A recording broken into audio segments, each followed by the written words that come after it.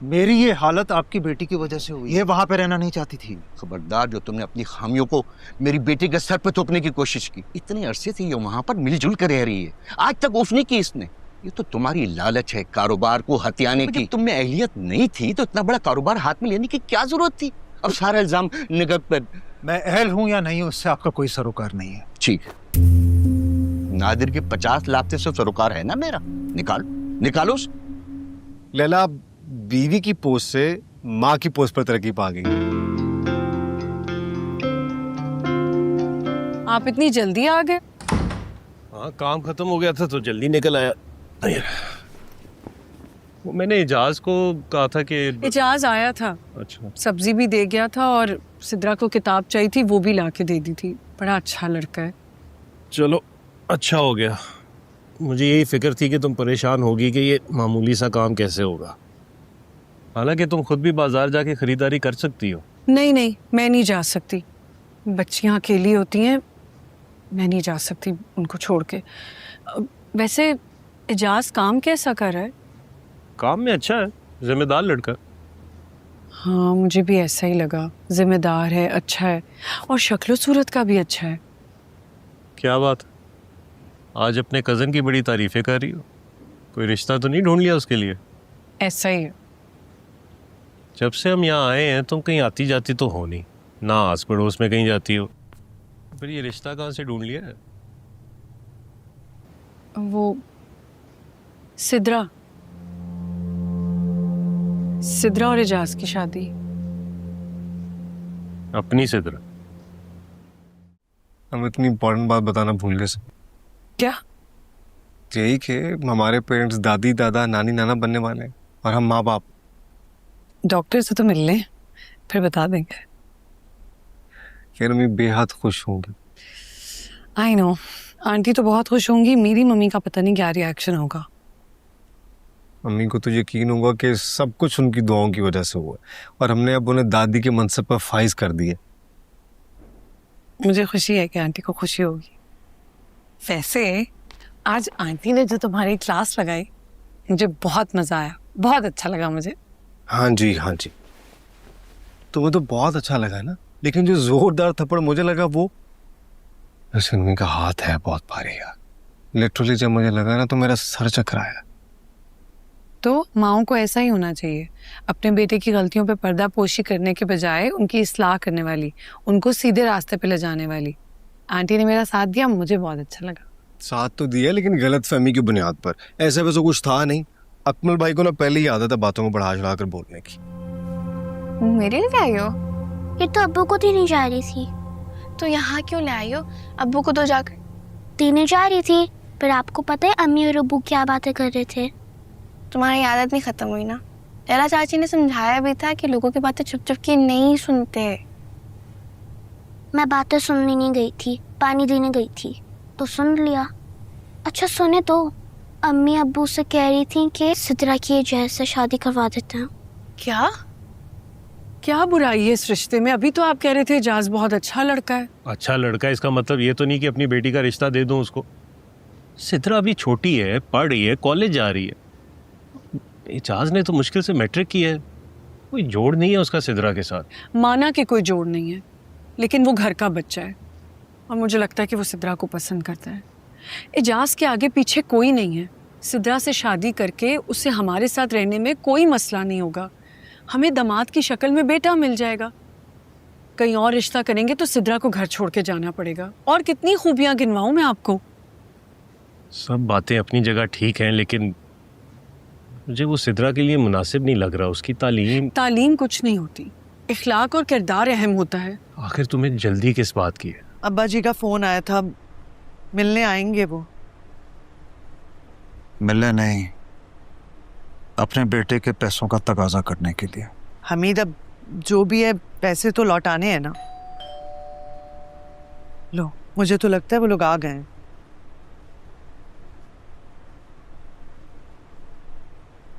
नादिर को तो मैंने रोका हुआ है कि भाई कुछ लिहाज करो, बहन बहनोई का मामला है। अगर तुमने तो हद कर दी, तुम उसका टेलीफोन ही नहीं उठा रहे हो और मेरा टेलीफोन भी काटना शुरू कर दिया तुमने। मैं कहीं भागा जा रहा हूँ, उधार है वापस कर दूंगा। तुम तो बात करने का सलीका ही भूल गए। यानी चोरी ऊपर से सीना चोर। मुझे रफीक साहब से बात करनी पड़ेगी। अब्बा जी को बीच में लाने की जरूरत नहीं है आपको। वैसे तो नादिर को भी आपको बीच में लाने की जरूरत नहीं थी। मेरा और उसका मामला है, हमारे दरमियान में रहता तो बेहतर था। मैं बाप हूं उसका मसला मेरा मसला है। तुम तो अपने माँ बाप से अलग होकर उनको मार बैठे हो। छिपी तो ये हालत हो गई तुम्हारी। मेरी ये हालत आपकी बेटी की वजह से हुई है। ये वहां पे रहना नहीं चाहती थी। खबरदार, जो तुमने अपनी खामियों को मेरी बेटी के सर पे थोपने की कोशिश की। इतने अरसे से ये वहां पर मिलजुल कर रह रही है, आज तक ऑफ नहीं की इसने। ये तो तुम्हारी लालच है कारोबार को हथियाने की। अरे पर जब तुम में अहलियत नहीं थी तो इतना बड़ा कारोबार हाथ में लेने की क्या जरूरत थी? अब सारा इल्जाम निगत पर डर रहे हो। मैं अहल हूं या नहीं हूं उससे आपका कोई सरोकार नहीं है। ठीक, नादिर के 50 लाख से सरोकार है ना मेरा। निकालो। कहा ना दे दूंगा। ये इतनी अकड़ किस बात की तुम? ये मत भूलो कि जिस घर में तुम यहां बैठे हो ना, ये मेरा है। किराएदार हो तुम यहां पर। ये 1 मिनट में तुम्हें इस घर से बेदखल कर सकता हूं मैं। निगत समझा लो उसको। अब्बा जी प्लीज। क्या प्लीज?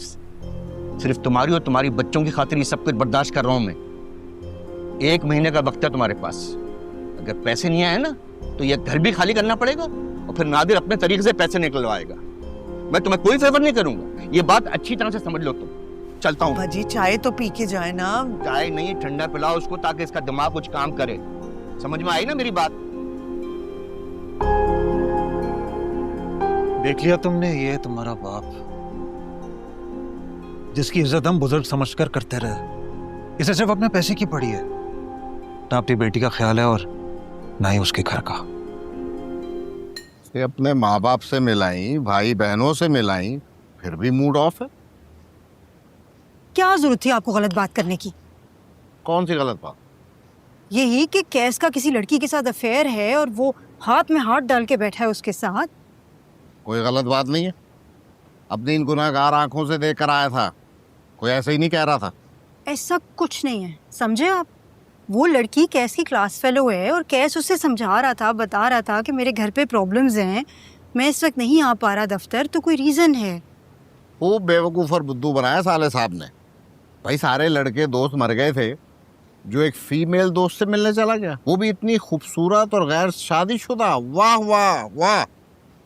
खैर ऐसा कुछ नहीं था, आपकी जो मर्जी आप समझें। लिखवा लो, जो मैं समझ रहा हूँ ना वही निकलेगा। भाई साहब। जी बहन जी, जाना तो है हमें। अब तो हमारे नौकर भी वापस आ गए हैं। अब नहीं, कोई कहीं नहीं जा रहा। अब हम आकर बात करते हैं ना इस पर। कैस तुम्हें देर हो रही है, तुम लोग जाओ। Daddy, mummy please.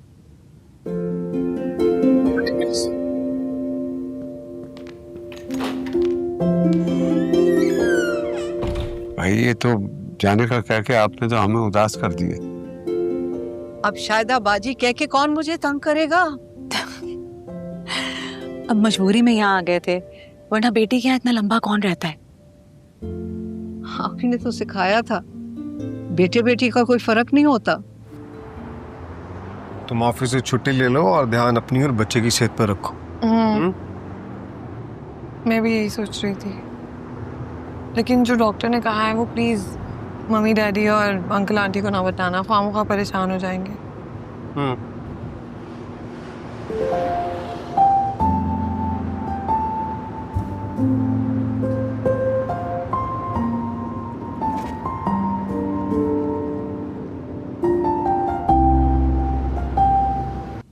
अस्सलाम वालेकुम। वालेकुम अस्सलाम। क्या हाल है भाई? बिल्कुल ठीक।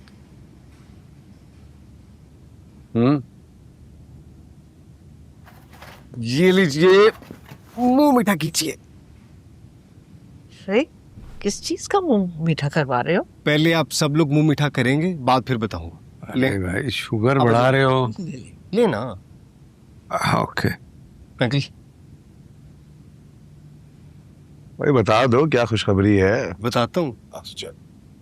आंटी नहीं भाई, मैं पहले खबर सुनूंगी फिर फैसला करूंगी कि मैंने मिठाई खानी है या नहीं।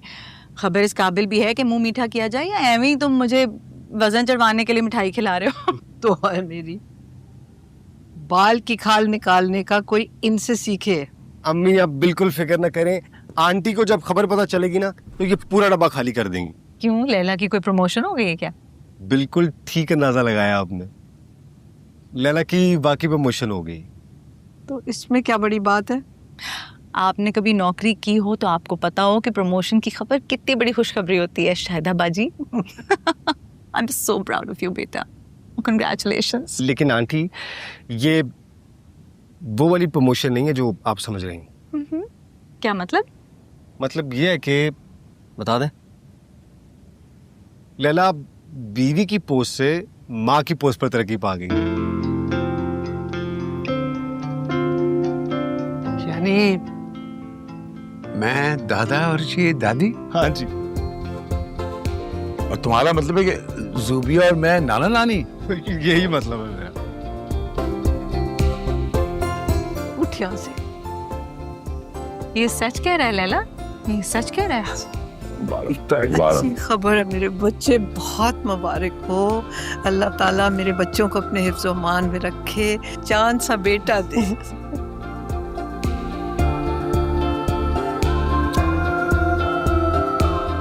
अर्शद साहब इनको बात करने दे, हम लोग चलते हैं वॉक करने के लिए। हाँ चले आओ। जूस बहुत अच्छा बनाया आंटी ने। याद है अम्मी राजत भाभी और निकित भाभी का भी ऐसे ही ख्याल रखा करती थी। ऐसे जबरदस्त खाने पंजीरियां मिला करती थी ना उन्हें, अलग ही प्रोटोकॉल हो जाता था। क्या तुम बताओ आंटी का मूड कैसा? ऑफ। कोई बात नहीं, मम्मी ठीक हो जाएंगी। Are you sure? हाँ, मैं मम्मी को जानती हूँ। जितना तेजी से उन्हें गुस्सा आता है ना, उतनी तेजी से चला भी जाता है।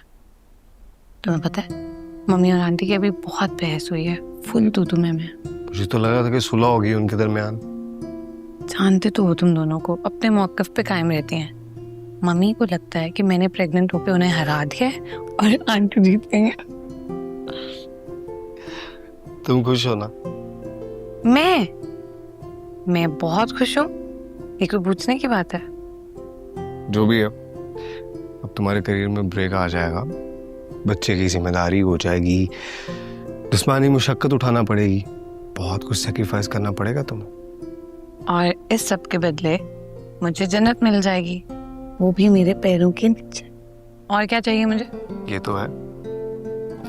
मैं चाहता हूँ कि बस जल्दी से ये टाइम गुजरे और हमारी प्यारी सी बेटी हमारे हाथों में हो।